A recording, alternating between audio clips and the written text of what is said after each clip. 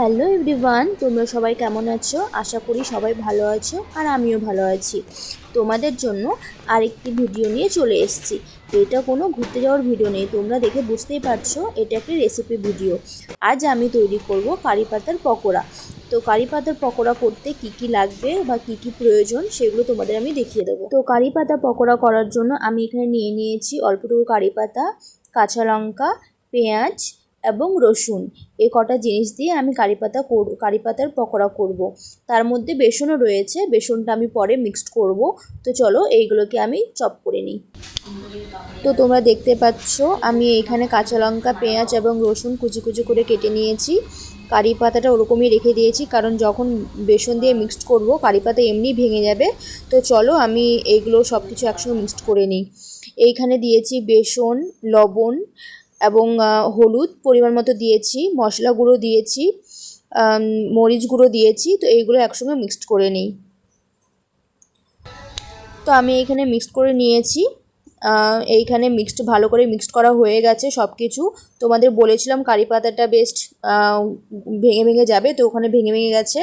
গ্যাসের মধ্যে কড়াই দিয়ে দিয়েছি, কড়াইটা গরম হতেই দেরি, গরম হয়ে গেলে আমি ওই মধ্যে তেল দিয়ে দেবো। তেল দিয়ে এবং এইগুলো অল্প অল্প করে ছেঁচে দেবো। কড়াই আমার গরম হয়ে গেছে, চলো এর মধ্যে তেল দিয়ে নিলাম এবং তেলটা অল্প আঁচের মধ্যে গরম করে নেব।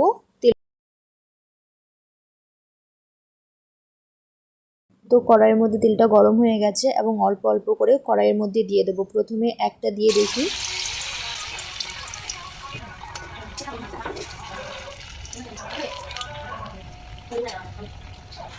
তো এপাশ ওপাশ করে সব দিকে ভেজে নিলাম। মনে হয় হয়ে গেছে, এখন এটাকে নামিয়ে নেব এবং এরপর আস্তে আস্তে করে কিছুটা 4-5টার মতো দিয়ে কড়াইয়ের মধ্যে তাড়াতাড়ি করে ভেজে নেব।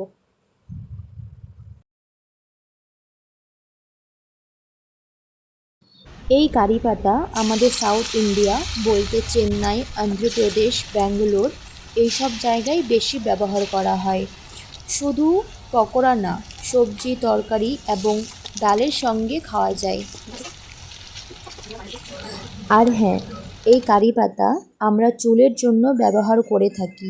যেমন ঘরোয়া পদ্ধতিতে চুলের তেল বানাতে অনেকেই কারি পাতা ব্যবহার করে। তা তোমরা যদি ঘরোয়া পদ্ধতিতে চুলের তেল বানানোর ভিডিওটা না দেখে থাকো, তাহলে কমেন্ট বক্সে আমি ভিডিওর লিংক দিয়ে রেখেছি, অবশ্যই দেখে নেবে। যতটুকু করেছিলাম সবগুলো ভেজে নিয়েছি এবং সবগুলো ভেজে নিয়ে তারপরে পেটের মধ্যে ভালো করে সাজিয়ে নিয়েছি। তা তোমরা দেখে বলো তো খেতে কেমন হবে, কমেন্টে জানাবে, ঠিক আছে? দেখতে কেমন লাগছে এবং খেতে কেমন হবে। তো চলো একটা খেয়ে দেখি, না খেলে বুঝতে পারবো না কেমন হয়েছে।